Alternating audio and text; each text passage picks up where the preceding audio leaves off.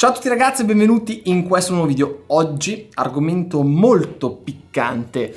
Non è passato tanto tempo dalla mia prima prova sulla Ducati V4R, ma avendo già fatto tempi molto interessanti, penso si possa già fare un confronto BMW 2018 Ducati V4R. Parlerò assolutamente apertamente di pro e di contro di tutte e due le moto e soprattutto vi darò le mie impressioni perché le sensazioni sono molto differenti e le caratteristiche sono molto marcate. Come bonus vi parlerò anche della BMW 2020 che ho usato per le prime due gare dell'anno scorso e per tutti i test prestagionali e dell'HP4 Race perché ci sono dei dettagli che sono molto interessanti da confrontare tra tutte queste moto. Ma principalmente ve le racconto perché so che siete molto curiosi, cari miei birbantelli. Quindi prima di iniziare non sarebbe male per sostenere il canale e questa stagione, perché più siamo e meglio è ovviamente, un bel click qui sotto sul tasto iscriviti sarebbe cosa veramente gradita. In primis, per essere estremamente chiaro e parlare terra terra, vi elencherò i pro e contro di ciascuna moto e poi andrò a spiegarveli. Ducati V4R, di sicuro i pro sono elettronica, potenza, fluidità del motore, anche se è un V4, stabilità alle alte velocità, merito anche delle famosissime alette che non avevo mai provato, velocità nel tornare alla corda, dopo lo vedremo, è qualcosa di pazzesco, e grip a massimo angolo. I contro invece sono difficoltà in inserimento a freni tirati, la moto cerca sempre di rialzarsi, la tendenza è un po' quella, e pesantezza alle alte velocità. BMW 2018, i pro sono inserimento in curva con freni in mano, stabilità dell'anteriore è veramente granitico, puoi esagerare veramente con i freni ed è seriamente difficile che ti molli, sensazioni trasferite al pilota, buon motore e velocità di percorrenza. Ma da tutti i video che avete visto molto probabilmente queste cose le sapevate già. I contro invece sono poca coppia, elettronica, instabilità alle alte velocità ed è una moto veramente molto fisica. Adesso cerco di raccontarvelo un po'. Partiamo dall'elettronica. So bene che tutti voi come me eravate affezionati al rumore alla Rambo,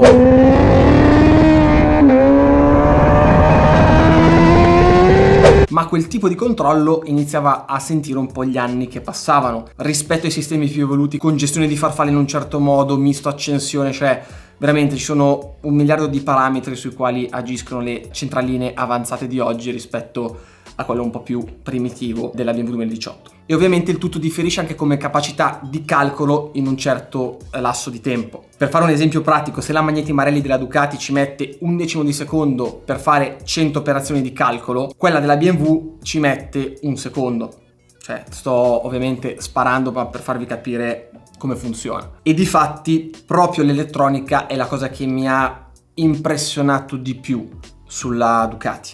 Per farvi un paragone, è esattamente la stessa come hardware rispetto a quella che ho trovato sulla Superbike di Pedercini che ho provato a Erez, e mi sento di dire che sarà la mega messa a punto che è stata fatta da Pirro negli anni scorsi, ma la moto si muove addirittura di meno della Superbike appunto che avevo provato. Ma dopo tutto potete vederlo anche dal video che vi farò vedere fra pochissimo, dove l'anteriore galleggia a 1 millimetro da terra senza scomporsi di un secondo e la transizione tra la piega e il rialzo è assolutamente fluida e la moto non fa niente.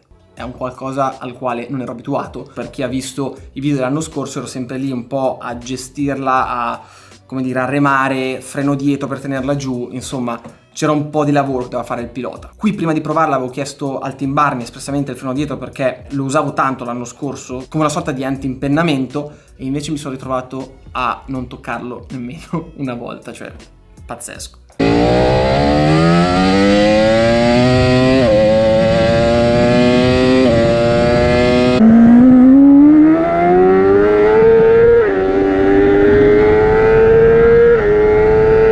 Io manualmente non riuscirei a fare meglio di quello che sta facendo l'antimpennamento in quel momento. Parlando del motore invece parliamoci chiaro, quando uscì la V4R e si parlava dei 16.000 giri al minuto e via dicendo, nessuno ci credeva perché per una moto stradale era un qualcosa di tutti impensabile. Erano regimi di rotazione che si vedevano esclusivamente solo su moto da gara e non su moto stradali. E invece, come abbiamo visto anche dal campionato 2019, è arrivata e con Bautista ha fatto lo sfracello. Poi sappiamo quello che è successo, insomma. Parlando per me, è la seconda cosa che mi ha impressionato, perché nonostante sia una moto con una potenza stratosferica e soprattutto avendo un V4 che in teoria è un motore un po' più brusco rispetto a un 4 in linea, la fluidità e la regolarità dell'erogazione sono incredibili, e questo mi rendo conto che è frutto di una grande messa a punto. Infatti sono fortunato a essere arrivato su questa moto dopo 2 anni dalla sua uscita, perché raramente mi è capitato di salire su una moto e dover fare un click sulle sospensioni, un click sul mono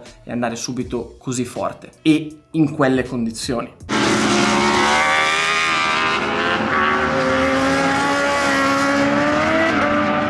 Sempre parlando del motore, la BMW secondo me è comunque una bomba. Ricordiamo che è un progetto del 2012 che è stato affinato fino al 2018, ma comunque ha 8 anni sul groppone. La BMW, quando fece uscire la moto ai tempi, fece esattamente lo stesso scalpore della Ducati oggi e diventò il riferimento, e in quegli anni con Badovini nel 2012-2013 vinse una cosa come 10 gare su 11 della Stock 1000 mondiale. Ovviamente gira molto più in basso, siamo attorno ai 14.300-14.400, quella che utilizzavo l'anno scorso. Si difendeva benissimo contro il Ducati V2 che utilizzava Santoro, contro la V4 che utilizzava Lanzi, cioè non avevo nulla da dire sul motore, se non che era veramente vuoto sotto e l'arco di utilizzo per poter andare forte e stare in coppia sempre era veramente molto ristretto, diciamo stile due tempi, dove se sbagli marcia o hai un rampino da dover fare in seconda per forza sotto coppia è un disastro. Rispetto ai 1100 alle moto di nuova generazione fai ovviamente molta più fatica.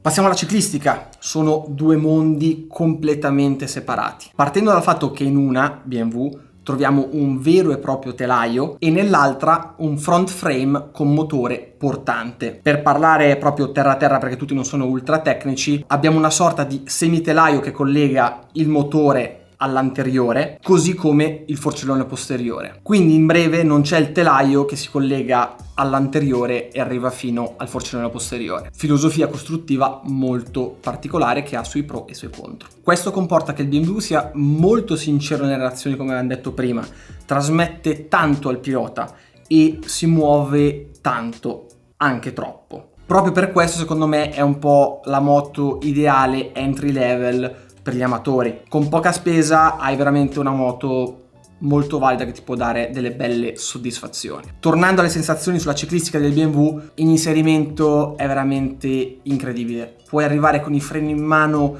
che spingi come un diavolo e ti dà sempre un gran feeling, ti fa sempre capire dov'è il limite, e quando riesci a inquadrarla è veramente difficile fare ditta demolizione.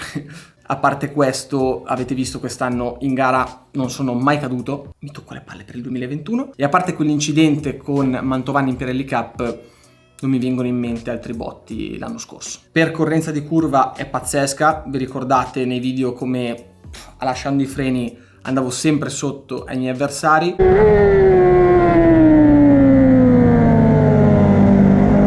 Ma di contro bisogna un po' capire che è una moto votata all'utilizzo stradale che viene modificata per l'utilizzo in pista e non una moto nata per le gare, e questo, come già detto, si sente particolarmente: movimenti, pompaggi, la moto veramente da gestire è molto complicata. Vi ricordate a Imola, cioè sembrava un toro impazzito.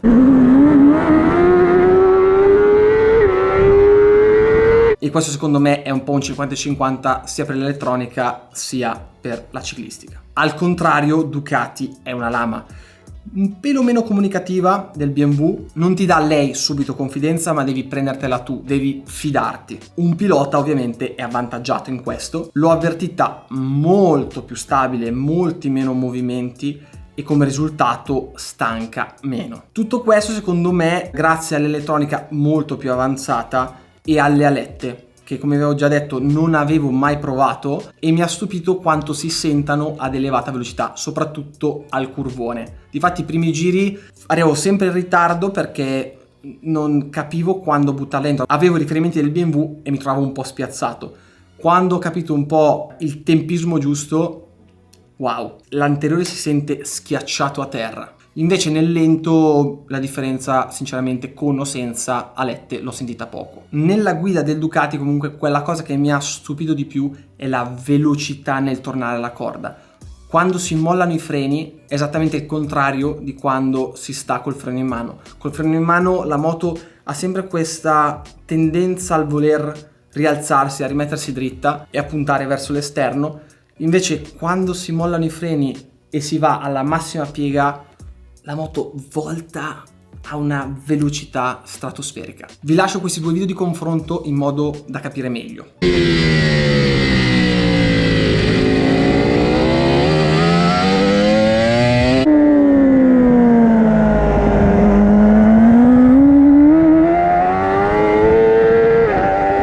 So già cosa state pensando, stai dicendo solo cose positive di Ducati e brutte di BMW.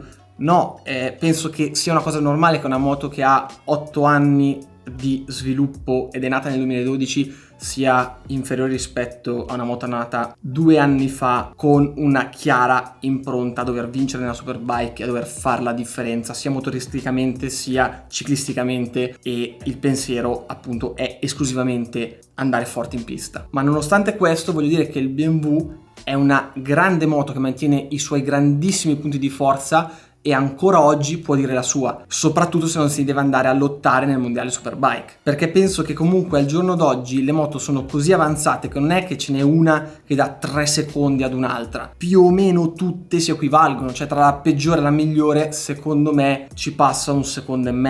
Voi direte è tanto, sì, però per un pilota la moto che bisogna andare a scegliere non è quella ultimo modello con i cerchioni in carbonio e via dicendo, ma è il mezzo che permette al pilota di esaltare i suoi punti forti e nascondere i suoi punti deboli. A me è successo esattamente il contrario di quello che ho appena detto salendo sul BMW 2020. Non riuscivo assolutamente a sfruttare i suoi punti di forza e metteva completamente in crisi la mia guida. Per spingere al limite sono un pilota che deve sentire tanto grip in angolo e tanta stabilità sul davanti. Inoltre avere una moto che mi permetta di voltare molto in fretta quando raggiungo la massima piega, poter rialzare e dare full gas appoggiandomi ai controlli elettronici che devono lavorare bene. Ecco, pensate a quello che vi ho appena detto, quando sono salito sul BMW 2020 è avvenuto esattamente il contrario, non ci trovavamo proprio. Per l'HP4 Race discorso a parte, moto estremamente affascinante, ogni volta che ci salivo sopra, cioè mi emozionavo, vedere la targhetta anche con scritto tot numero di 750, oggi ce n'è una in meno,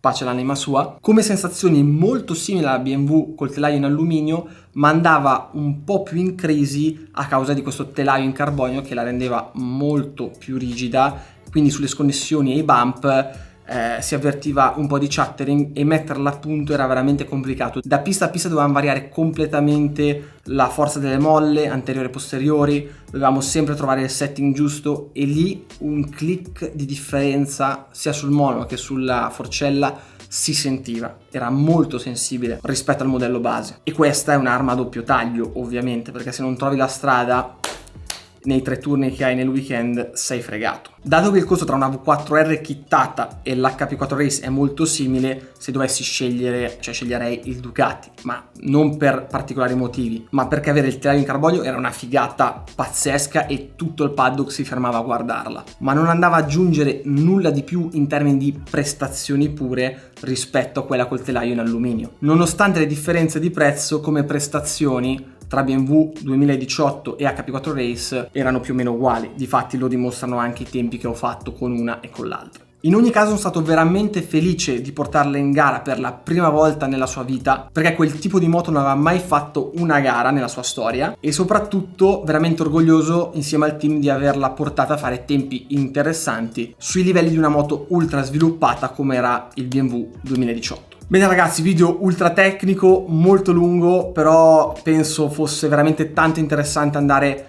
a snocciolare le differenze tra Ducati e BMW. Fatemi sapere se volete qualche altro video del genere. Tra pochissimo di nuovo in sella sul Ducati Misano 22-23 marzo e Mugello 28 e 29 marzo. Mi raccomando, iscrivetevi al canale perché vi porterò come sempre una marea di contenuti proprio su questo inizio di campionato e sui test che andremo a fare. Quindi come al solito gas e ci vediamo al prossimo video.